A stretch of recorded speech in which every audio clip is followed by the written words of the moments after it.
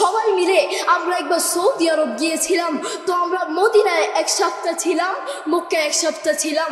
মদিনায় 1 সপ্তাহ থাকা অবস্থায় আমি একদিন মসজিদে নববীতে নামাজ পড়ার জন্য গেলাম। আমার তো অজু ছিল না, আমি কিভাবে নামাজ পড়বো?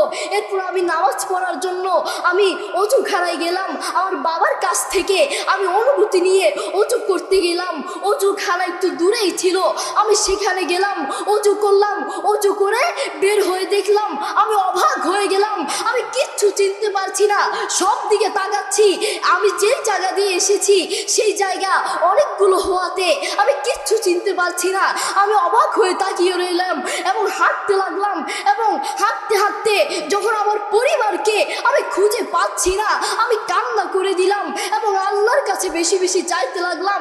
কি বলতে লাগলাম জানেন? হে আল্লাহ, আপনি আমাকে সাহায্য করতে পারবেন, পৃথিবীর কোনো